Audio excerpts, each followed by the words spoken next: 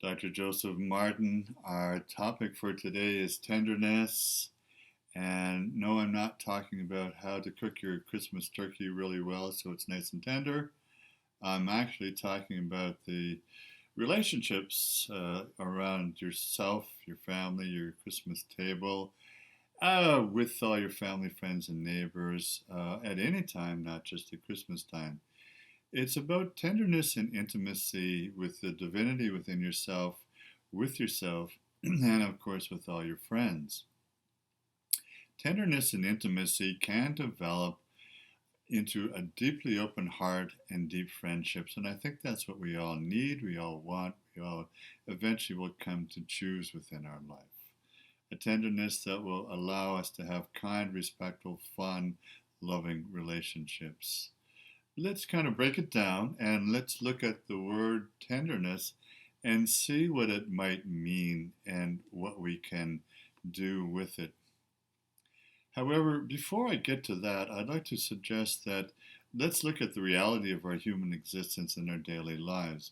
This is a time in the 21st century when we're all feeling a lot more fear, anxiety, worry, concern, doubt, depression, oppression, all kinds of feelings and thoughts that are perhaps creating consciously and unconsciously more barriers between ourself and ourself, and more barriers between ourself and the hope and promise that the divine source inside and around us can bring for us, and more barriers between ourselves and our family, our friends, and just people in the world as we think about them.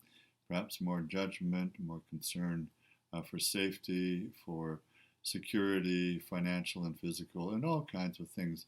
And in this time of great fear, doubt, and anxiety, which seems to be increasing globally, we always need to do the opposite and run the opposite way if we want to grow and evolve and find some progress within ourselves, so find some happiness within ourselves. So this is the point of the whole experience here. And further to the point, this is a time of great social and cultural loss of identity for individuals in particular, but also groups of people. And we're all being homogenized, made into bland clones and zombies of all different kinds. And in this time, we lose our humanity and we lose our emotions and feelings and we lose our authenticity. And the one thing you can do to reverse this slide into the nothingness, we can do the opposite consciously and choose to become more open, more open-hearted, kinder, more respectful, more honest, and more humble. And in that, we'll find a great joy and a sense of peace, certainly a bit of laughter and fun, in fact, which I think we all need at any time of year. Think of the Dalai Lama. I worked with him. I've done his Kala Chakra ceremony initiation, and I've witnessed him many, many times and read his books. But it's the most delightful thing to be in his presence or just to watch him interact with others around him.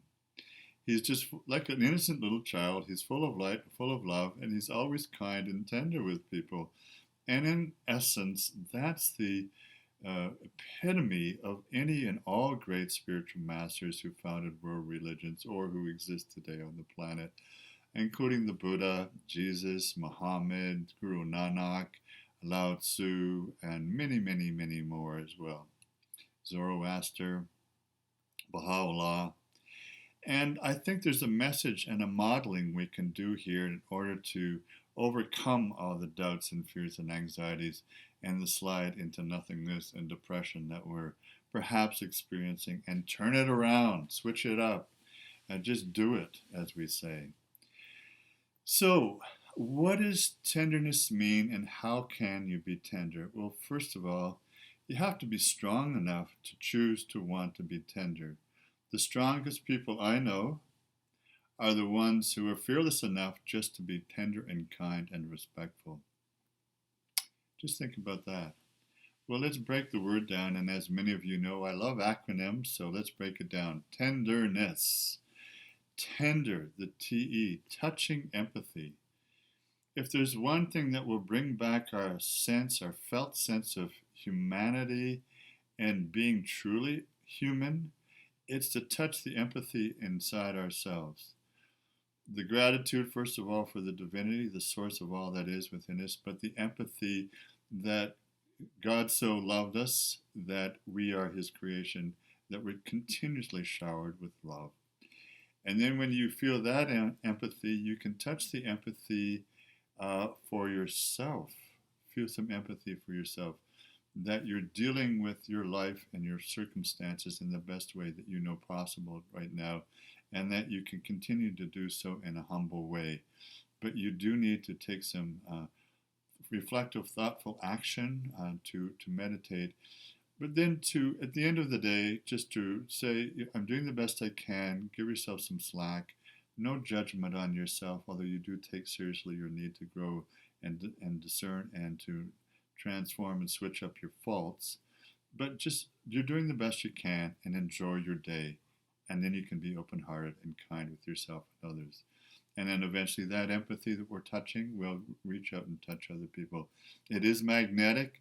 It's constantly felt, consciously or unconsciously, by anybody in your presence. They know when you're open and empathetic and kind. And those great people will be attracted to you as friendships and possible significant others and lovers in your life, in business associates, clients, customers, and so on. Now, the next part of the acronym, needing direct energy resonance.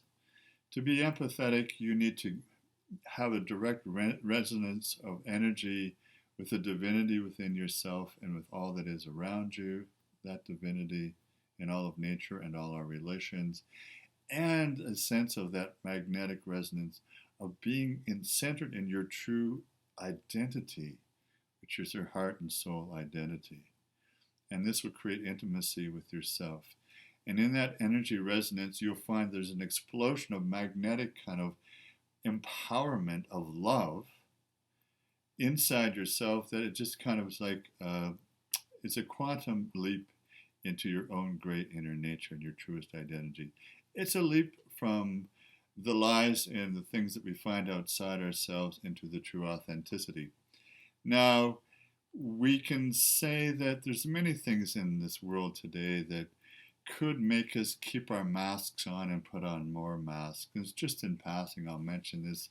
We have the wonderful new technologies of online ways of connecting with other people like Facebook and so on. But, you know, it's possible, and I've seen some recent videos from young people about how this can be misused, not just to bully and to make really bad negative comments about people, which is unacceptable, but people can use it as a face mask and not a Facebook.